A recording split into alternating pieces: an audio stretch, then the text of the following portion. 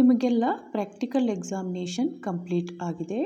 July 28ರಿಂದ CBT examination start ಆಗ್ತದೆ. First year ಮತ್ತು 1 year trainees ನೀವೆಲ್ಲ ಮೊದಲನೇ ಸಲ CBT ಎಕ್ಸಾಮಿನೇಷನ್ಗೆ ಅಪಿಯರ್ ಆಗ್ತಾ ಇದ್ದೀರಿ. ನಿಮಗೆಲ್ಲ CBT ಎಕ್ಸಾಮಿನೇಷನ್ ಬಗ್ಗೆ ಎಲ್ಲ ಇನ್ಫಾರ್ಮೇಷನ್ ಮತ್ತು ಇನ್ಸ್ಟ್ರಕ್ಷನ್ ಈ ವಿಡಿಯೋ ಮೂಲಕ ಕೊಡಬೇಕು. ಹಾಲ್ ಟಿಕೆಟ್ ಡೌನ್ಲೋಡ್ ಆದಮೇಲೆ exam centre name, location, exam date ಮತ್ತು ಟೈಮ್ ಬಗ್ಗೆ ಇನ್ಫಾರ್ಮೇಷನ್ ಗೊತ್ತಾಗ್ತದೆ. ನೀವು ಎಕ್ಸಾಮ್ ಸೆಂಟರ್ಗೆ 1 ಅವರ್ ಮುಂಚೆ ರೀಚ್ ಆಗಬೇಕು. ಹೋಗಬೇಕಾದ್ರೆ hall ticket, Aadhaar card, student ID card ತಗೊಂಡು ಹೋಗಬೇಕು. ಎಕ್ಸಾಮ್ ಸೆಂಟರ್ನಲ್ಲಿ ನಿಮ್ಮ ಹಾಲ್ ಟಿಕೆಟ್ ಚೆಕ್ ಮಾಡಿ ನಿಮಗೆ ಕಂಪ್ಯೂಟರ್ ಅಸೈನ್ ಮಾಡ್ತಾರೆ. ನೀವು ಅದೇ ಕಂಪ್ಯೂಟರ್ ಕಡೆ ಕೂತ್ಕೋಬೇಕು. CBT ಎಕ್ಸಾಮ್ ಲಾಗಿನ್ ಇನ್ಸ್ಟ್ರಕ್ಷನ್ಸ್ ಎಲ್ಲ ಸರಿಯಾಗಿ ಕೇಳಿ ಲಾಗಿನ್ ಮಾಡ್ಕೋಬೇಕು. ಯಾವುದೇ ಕನ್ಫ್ಯೂಷನ್ ಇದ್ದರೆ ಇನ್ಸ್ಟ್ರಕ್ಟರ್ ಅವರ ಹೆಲ್ಪ್ ತಗೋಬೇಕು. CBT ಎಕ್ಸಾಮ್ ಲಾಗಿನ್ ಆದಮೇಲೆ ನಿಮಗೆ ಕಂಪ್ಯೂಟರ್ನಲ್ಲಿ ಈ ಸ್ಕ್ರೀನ್ ಓಪನ್ ಆಗ್ತದೆ. ಈ ಸ್ಕ್ರೀನ್ ಬಗ್ಗೆ ಈ ವಿಡಿಯೋ ಮೂಲಕ ನಿಮಗೆ ಎಲ್ಲ ಇನ್ಸ್ಟ್ರಕ್ಷನ್ ಈಗ ಕೊಡ್ತೀನಿ. CBT ಎಕ್ಸಾಮ್ನಲ್ಲಿ ಸಕ್ಸಸ್ಫುಲಿ ಲಾಗಿನ್ ಆದಮೇಲೆ ನಿಮ್ಮ ಕಂಪ್ಯೂಟರ್ನಲ್ಲಿ ಈ ಟೆಸ್ಟ್ ಸ್ಕ್ರೀನ್ ಓಪನ್ ಆಗ್ತದೆ. ಈ ಸ್ಕ್ರೀನ್ ಬಗ್ಗೆ ನಿಮಗೆ ಕಂಪ್ಲೀಟ್ ಇನ್ಫಾರ್ಮೇಷನ್ ಅಂದರೆ ಎಲ್ಲ ಮಾಹಿತಿ ಮತ್ತು ಯಾವ ರೀತಿ ಕ್ವಶನ್ಸ್ಗಳಿಗೆ ಆನ್ಸರ್ ಟಿಕ್ ಮಾಡಬೇಕು ಈ ವಿಡಿಯೋ ಮೂಲಕ ಹೇಳ್ಕೊಡ್ತೀನಿ. ಸ್ಕ್ರೀನ್ ಲೆಫ್ಟ್ ಸೈಡ್ ಹೆಡ್ಡಿಂಗ್ನಿಂದ ಸ್ಟಾರ್ಟ್ ಮಾಡೋಣ. ಇದು ಆಲ್ ಇಂಡಿಯಾ ಟ್ರೇಡ್ ಟೆಸ್ಟ್ 2025 ಅಖಿಲ ಭಾರತ ವೃತ್ತಿ ಪರೀಕ್ಷೆ 2025.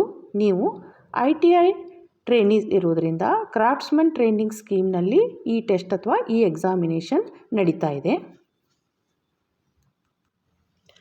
ರೈಟ್ ಸೈಡ್ ಕಾರ್ನರ್ನಲ್ಲಿ ನಿಮ್ಮ ರೋಲ್ ನಂಬರ್, ನೇಮ್ ಡಿಸ್ಪ್ಲೇ ತೋರಿಸ್ತದೆ. ಇದು ಮಾಕ್ ಟೆಸ್ಟ್ ಸ್ಕ್ರೀನ್ ಇರೋದರಿಂದ ತೋರಿಸಲ್ಲ. ಟೆಸ್ಟ್ ಸ್ಕ್ರೀನ್ನ ಮೇಲ್ಭಾಗದ ಸೆಂಟರ್ನಲ್ಲಿ ಟೈಮ್ ಲೆಫ್ಟ್ ಅಂದರೆ ಉಳಿದಿರುವ ಸಮಯ ಡಿಸ್ಪ್ಲೇ ಆಗ್ತಿರ್ತದೆ. ಇದು ಬಹಳ ಮುಖ್ಯವಾದ ಮಾಹಿತಿ. CBT ಪರೀಕ್ಷೆಯ ಅವಧಿ 2 ಗಂಟೆಗಳು ಅಂದರೆ 120 ನಿಮಿಷ. ಟೈಮ್ ಲೆಫ್ಟ್ ಡಿಸ್ಪ್ಲೇ ಉಳಿದ ನಿಮಿಷಗಳನ್ನು ತೋರಿಸುತ್ತದೆ. ಪರೀಕ್ಷೆ ಪ್ರಾರಂಭವಾದ ತಕ್ಷಣದಿಂದಲೇ 120ರಿಂದ ಕೌಂಟ್ ಡೌನ್ ಶುರು ಆಗ್ತದೆ. ಮಧ್ಯದಲ್ಲಿ ಎಷ್ಟು ಸಮಯ ಉಳಿದಿದೆ ನೋಡಬೇಕು. ಎಲ್ಲ ವಿಷಯದ ಪ್ರಶ್ನೆಗಳನ್ನು ಉತ್ತರಿಸಬೇಕು. ಎಡಗಡೆ ಭಾಗದಲ್ಲಿ ಒಟ್ಟು 5 ಬ್ಲೂ ಲೈನ್ಗಳು ಇವೆ. ಮೊದಲನೇ ಬ್ಲೂ ಲೈನ್ನಲ್ಲಿ ಟೆಸ್ಟ್ ಸಮರಿ ಅಂದರೆ ಪರೀಕ್ಷೆಯ ಸಾರಾಂಶ ತೋರಿಸುತ್ತದೆ. ಟೋಟಲ್ ಕ್ವಶನ್ಸ್ ಒಟ್ಟು ಪ್ರಶ್ನೆಗಳು 75. ಆನ್ಸರ್ಡ್ ಕ್ವಶನ್ಸ್ ಉತ್ತರಿಸಿದ ಪ್ರಶ್ನೆಗಳು ಹಸಿರು ಬಣ್ಣದಿಂದ ಸೂಚಿಸುತ್ತವೆ. ಬುಕ್ ಮಾರ್ಕ್ ವಿತ್ ಆನ್ಸರ್ ನೀಲಿ ಬಣ್ಣದಿಂದ ಸೂಚಿಸುತ್ತವೆ. ಬುಕ್ ಮಾರ್ಕ್ ವಿದೌಟ್ ಆನ್ಸರ್ ಕೆಂಪು ಬಣ್ಣದಿಂದ ಸೂಚಿಸುತ್ತವೆ. ಈ ಬುಕ್ ಮಾರ್ಕ್ ವಿತ್ ಆನ್ಸರ್ ಮತ್ತು ಬುಕ್ ಮಾರ್ಕ್ ವಿದೌಟ್ ಆನ್ಸರ್ ಈ ಆಯ್ಕೆಗಳನ್ನು ಮುಂದಿನ ಭಾಗದಲ್ಲಿ ವಿವರವಾಗಿ ಹೇಳಿಕೊಡುತ್ತೇನೆ. ನಾಟ್ ಆನ್ಸರ್ಡ್ ಉತ್ತರಿಸದೇ ಇರುವ ಪ್ರಶ್ನೆಗಳನ್ನು ಬೂದಿ ಬಣ್ಣದ ಖಾಲಿ ಬಾಕ್ಸ್ನಿಂದ ಸೂಚಿಸುತ್ತದೆ. ಈ 4 ಬ್ಲೂ ಲೈನ್ಗಳು 4 ವಿಷಯಗಳ ಪ್ರಶ್ನೆಗಳನ್ನು ಸೂಚಿಸುತ್ತವೆ. ಮೊದಲನೆಯದು ಟ್ರೇಡ್ ಥಿಯರಿ ವಿಷಯಕ್ಕೆ 38 ಪ್ರಶ್ನೆಗಳಿರ್ತವೆ. ಒಂದು ಪ್ರಶ್ನೆಗೆ 2 ಅಂಕಗಳಂತೆ ಒಟ್ಟು 76 ಅಂಕಗಳು. ಎರಡನೆಯದು ವರ್ಕ್ಶಾಪ್ ಕ್ಯಾಲ್ಕುಲೇಷನ್ ಸೈನ್ಸ್ ವಿಷಯಕ್ಕೆ 6 ಪ್ರಶ್ನೆಗಳಿರ್ತವೆ. ಒಂದು ಪ್ರಶ್ನೆಗೆ 2 ಅಂಕಗಳಂತೆ ಒಟ್ಟು 12 ಅಂಕಗಳು. ಮೂರನೆಯದು ಇಂಜಿನಿಯರಿಂಗ್ ಡ್ರಾಯಿಂಗ್ ವಿಷಯಕ್ಕೆ 6 ಪ್ರಶ್ನೆಗಳಿರ್ತವೆ. ಒಂದು ಪ್ರಶ್ನೆಗೆ 2 ಅಂಕಗಳಂತೆ ಒಟ್ಟು 12 ಅಂಕಗಳು. ನಾಲ್ಕನೆಯದು ಎಂಪ್ಲಾಯಬಿಲಿಟಿ ಸ್ಕಿಲ್ಸ್ ವಿಷಯಕ್ಕೆ 25 ಪ್ರಶ್ನೆಗಳಿರ್ತವೆ. ಒಂದು ಪ್ರಶ್ನೆಗೆ 2 ಅಂಕಗಳಂತೆ ಒಟ್ಟು 50 ಅಂಕಗಳು. 4 ವಿಷಯ ಸೇರಿ 75 ಪ್ರಶ್ನೆಗಳಿಗೆ ಒಟ್ಟು 150 ಅಂಕಗಳು. ಟೆಸ್ಟ್ ಸ್ಕ್ರೀನ್ನ ಈ ಭಾಗದಲ್ಲಿ ಕ್ವಶನ್ ಡಿಸ್ಪ್ಲೇ ಆಗ್ತದೆ. ನೀವು ಯಾವ ವಿಷಯದ ಕ್ವಶನ್ ಸೆಲೆಕ್ಟ್ ಮಾಡ್ತೀರಿ ಅದನ್ನು ಮೇಲೆ ಹೆಡ್ಡಿಂಗ್ನಲ್ಲಿ ತೋರಿಸ್ತದೆ. ಟ್ರೇಡ್ ಥಿಯರಿ ಕ್ವಶನ್ ಓಪನ್ ಮಾಡಿದರೆ ಟ್ರೇಡ್ ಥಿಯರಿ ಡಿಸ್ಪ್ಲೇ ಆಗ್ತದೆ. ವರ್ಕ್ಶಾಪ್ ಕ್ಯಾಲ್ಕುಲೇಷನ್ ಸೈನ್ಸ್ ಸೆಲೆಕ್ಟ್ ಮಾಡಿದರೆ ಅದನ್ನೇ ಹೆಡ್ಡಿಂಗ್ನಲ್ಲಿ ತೋರಿಸ್ತದೆ. ಎಂಪ್ಲಾಯಬಿಲಿಟಿ ಸ್ಕಿಲ್ಸ್ ಸೆಲೆಕ್ಟ್ ಮಾಡಿದರೆ ಅದನ್ನೇ ಹೆಡ್ಡಿಂಗ್ನಲ್ಲಿ ತೋರಿಸ್ತದೆ. ಉದಾಹರಣೆಗೆ ಟ್ರೇಡ್ ಥಿಯರಿ ವಿಷಯದ ಫಸ್ಟ್ ಕ್ವಶನ್ ಓಪನ್ ಮಾಡಿದರೆ ಅದರ ಕೆಳಗಡೆ ಕ್ವಶನ್ ನಂಬರ್ ಬ್ಲೂ ಲೈನ್ನಲ್ಲಿ ಕಾಣಿಸ್ತದೆ. ಅದರ ಕೆಳಗಡೆ ಕ್ವಶನ್ ಡಿಸ್ಪ್ಲೇ ಆಗ್ತದೆ. ಅದನ್ನು ಸರಿಯಾಗಿ ಓದಬೇಕು. ಅದರ ಕೆಳಗಡೆ 4 ಆಪ್ಷನ್ಸ್ ABCDಗಳಲ್ಲಿ ಸರಿಯಾದ ಉತ್ತರ ಕ್ಲಿಕ್ ಮಾಡಬೇಕು. ಆಗ ಆಪ್ಷನ್ ಮುಂದೆ ಇರೋ ಡಾಟ್ ಕಲರ್ ಚೇಂಜ್ ಆಗ್ತದೆ. ನೀವು ಆನ್ಸರ್ ಕ್ಲಿಕ್ ಮಾಡಬೇಕಾದ್ರೆ ಈ ಇಮೇಜ್ನಲ್ಲಿ ತೋರಿಸಿದ ಹಾಗೆ ಲೆಫ್ಟ್ ಮೌಸ್ ಬಟನ್ ಕ್ಲಿಕ್ ಮಾಡಬೇಕು.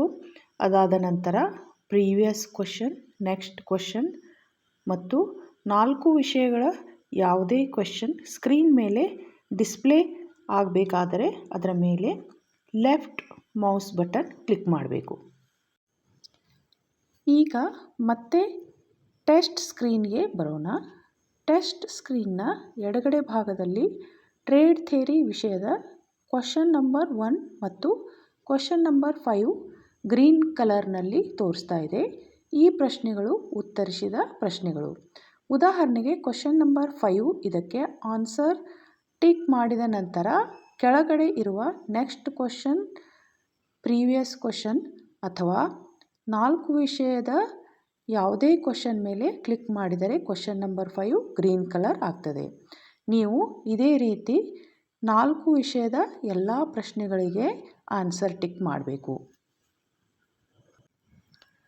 ಈಗ ಟೆಸ್ಟ್ ಸ್ಕ್ರೀನ್ ಕೆಳಗಡೆ ಭಾಗದಲ್ಲಿ ರೌಂಡ್ ಮಾಡಿರುವ ಕ್ಲಿಯರ್ ರೆಸ್ಪಾನ್ಸ್ ಆಪ್ಷನ್ ಬಗ್ಗೆ ಉದಾಹರಣೆ ಮೂಲಕ ಹೇಳಬೇಕಾದರೆ ನೀವು ಒಂದು ಕ್ವಶನ್ಗೆ B ಉತ್ತರ ಟಿಕ್ ಮಾಡಿದ ನಂತರ ಅದು ತಪ್ಪಾಗಿದೆ ಅನಿಸಿದರೆ ಕ್ಲಿಯರ್ ರೆಸ್ಪಾನ್ಸ್ ಕ್ಲಿಕ್ ಮಾಡಿದರೆ ಉತ್ತರ ಅನ್ಮಾರ್ಕ್ ಆಗ್ತದೆ. ನೀವು ಬೇರೆ ಉತ್ತರ ಟಿಕ್ ಮಾಡಿ ಕ್ವಶನ್ ಕಂಪ್ಲೀಟ್ ಮಾಡಬಹುದು. ಈಗ ನೀಲಿ ಬಣ್ಣದಲ್ಲಿ ಕಾಣಿಸುವ ಬುಕ್ ಮಾರ್ಕ್ ವಿತ್ ಆನ್ಸರ್ ಮತ್ತು ಕೆಂಪು ಬಣ್ಣದಲ್ಲಿ ಕಾಣಿಸುವ ಬುಕ್ ಮಾರ್ಕ್ ನಾಟ್ ಆನ್ಸರ್ ಈ ಆಯ್ಕೆಗಳನ್ನು ಹೇಗೆ ಉಪಯೋಗಿಸುವುದು ತಿಳಿದುಕೊಳ್ಳೋಣ. 4 ವಿಷಯದ ಒಟ್ಟು 75 ಪ್ರಶ್ನೆಗಳಿಗೆ ಉತ್ತರ ಟಿಕ್ ಮಾಡುವಾಗ ಮಧ್ಯದಲ್ಲಿ ಕೆಲವೊಂದು ಪ್ರಶ್ನೆಗಳಿಗೆ ಉತ್ತರ ಟಿಕ್ ಮಾಡಿದ ನಂತರ ಅದು ಸರಿ ಅಥವಾ ತಪ್ಪು ಎಂಬ ಸಂಶಯ ಇದ್ದಲ್ಲಿ ಟೆಸ್ಟ್ ಸ್ಕ್ರೀನ್ನ ಬಲಗಡೆ ಮೇಲ್ಭಾಗದಲ್ಲಿ ರೌಂಡ್ ಮಾಡಿ ಗುರುತಿಸಿದ ಬುಕ್ ಮಾರ್ಕ್ ದಿಸ್ ಕ್ವಶನ್ ಮೇಲೆ ಕ್ಲಿಕ್ ಮಾಡಿದರೆ ಆ ಪ್ರಶ್ನೆ ನೀಲಿ ಬಣ್ಣದ್ದಾಗುತ್ತದೆ. ಎಲ್ಲ ಪ್ರಶ್ನೆಗಳನ್ನು ಉತ್ತರಿಸಿ ಸಮಯ ಉಳಿದರೆ ನೀಲಿ ಬಣ್ಣದ ಪ್ರಶ್ನೆಗಳನ್ನು ಆಯ್ಕೆ ಮಾಡಿ ಉತ್ತರ ಸರಿಪಡಿಸಬಹುದು. ನೀಲಿ ಬಣ್ಣದ ಪ್ರಶ್ನೆಗಳನ್ನು ಹಾಗೇ ಬಿಟ್ಟರೆ ಏನೂ ತೊಂದರೆ ಇಲ್ಲ. ಉತ್ತರ ಸರಿಯಾಗಿದ್ದರೆ ಆ ಪ್ರಶ್ನೆಯ ಅಂಕಗಳನ್ನು ಗಣನೆಗೆ ತೆಗೆದುಕೊಳ್ಳಲಾಗುವುದು. ಆದರೆ ಸರಿ ಉತ್ತರದ ಬಗ್ಗೆ ಸಂಶಯ ಇದ್ದು ಪ್ರಶ್ನೆಗೆ ಉತ್ತರ ಟಿಕ್ ಮಾಡದೆ book mark this question click ಮಾಡಿದರೆ ಅದು ಕೆಂಪು ಬಣ್ಣದ್ದಾಗುತ್ತದೆ. ಈ ಪ್ರಶ್ನೆಯ ಅಂಕಗಳನ್ನು ಗಣನೆಗೆ ತೆಗೆದುಕೊಳ್ಳಲಾಗುವುದಿಲ್ಲ. ಟೆಸ್ಟ್ ಸ್ಕ್ರೀನ್ನ ಬಲಗಡೆಯ ಕೆಳಭಾಗದಲ್ಲಿ ಡನ್ ಆಪ್ಷನ್ ಇದೆ. ಈ ಆಪ್ಷನ್ ಬಗ್ಗೆ ಈಗ ವಿವರವಾಗಿ ತಿಳಿದುಕೊಳ್ಳೋಣ. ಡನ್ ಆಪ್ಷನ್ ಮೇಲೆ ಕ್ಲಿಕ್ ಮಾಡಿದರೆ ನಿಮ್ಮ ಕಂಪ್ಯೂಟರ್ನಲ್ಲಿ ಈ ಸ್ಕ್ರೀನ್ ಓಪನ್ ಆಗ್ತದೆ. ಮೊದಲನೇ point, out of total 75 questions you have answered 4 questions ಅಂದರೆ 75 ಪ್ರಶ್ನೆಗಳಲ್ಲಿ ನೀವು ಉತ್ತರಿಸಿದ ಪ್ರಶ್ನೆಗಳು 4. ಇದು ಹಸಿರು ಮತ್ತು ನೀಲಿ ಬಣ್ಣದ ಒಟ್ಟು ಉತ್ತರಿಸಿದ ಪ್ರಶ್ನೆಗಳನ್ನು ಸೂಚಿಸುತ್ತದೆ. ಎರಡನೇ point, out of 75 questions you have not answered 71 questions. ಅಂದರೆ ಒಟ್ಟು 75 ಪ್ರಶ್ನೆಗಳಲ್ಲಿ ನೀವು 71 ಪ್ರಶ್ನೆಗಳನ್ನು ಉತ್ತರಿಸಿಲ್ಲ. ಇದು ಬೂದಿ ಬಣ್ಣದ ಮತ್ತು ಕೆಂಪು ಬಣ್ಣದ ಉತ್ತರಿಸದೇ ಇರುವ ಪ್ರಶ್ನೆಗಳನ್ನು ಸೂಚಿಸುತ್ತದೆ. Answered 4, not answered 71, total 75. ನೀವು ಮತ್ತೆ ಟೆಸ್ಟ್ ಸ್ಕ್ರೀನ್ಗೆ ಮರಳಬೇಕಾದರೆ ಗೋ ಬ್ಯಾಕ್ ಟು ಟೆಸ್ಟ್ ಮೇಲೆ ಕ್ಲಿಕ್ ಮಾಡಬೇಕು. ಆದರೆ ಕೆಳಗಡೆ finish and submit the test option, ಇದನ್ನು ಪರೀಕ್ಷೆಯ ಮಧ್ಯದಲ್ಲಿ ಯಾವುದೇ ಕಾರಣಕ್ಕೂ ಕ್ಲಿಕ್ ಮಾಡಬಾರದು.